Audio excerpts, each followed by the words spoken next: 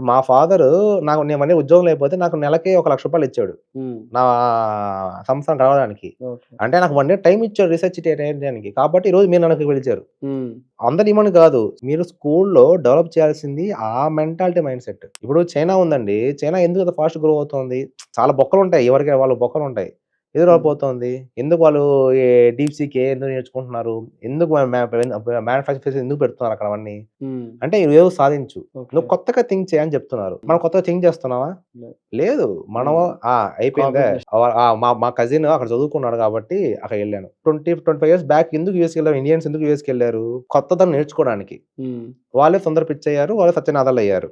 వాళ్ళు హ్మ్. ఇందిరా నుయ్యి అయ్యారు. ఇప్పుడు మొన్న 10 ఇయర్స్ బ్యాక్ ఎందుకెళ్తున్నారు? డబ్బు సంపాదనకెళ్తున్నారు. అవును. కాబట్టి పెట్రోల్ బంక్‌లో పనిచేస్తున్నారు. లేదా ఉద్యోగం లేక కేఫేలో పనిచేస్తున్నారు. అక్కడే మీకు అర్థమైపోయింది. ఇండియాలో ఐటీ సూపర్ రెవల్యూషన్. హ్మ్. 1985 నుంచి సూపర్ రెవల్యూషన్ ఐటీ వచ్చేసింది. ఐటీ రెవల్యూషన్ అయింది. హ్మ్. ఇంకా డెవలప్ అయింది 2000స్‌లో. కానీ మనం ఎంతమంది ఐటీ కంపెనీస్ పెట్టాం? అందరూ ఐటీ కంపెనీ పని చేసాం. ఈరోజు చాలా వరకు ఇప్పుడు జోహో హ్మ్. వాడండి. అరెక్ట్ అయ్యి వాడండి ఇప్పుడు చెప్తున్నాం. అవును. అదే వాట్సాప్ 20 ఇయర్స్ బ్యాక్ కనిపెట్టేసారు వాళ్ళు. అవును.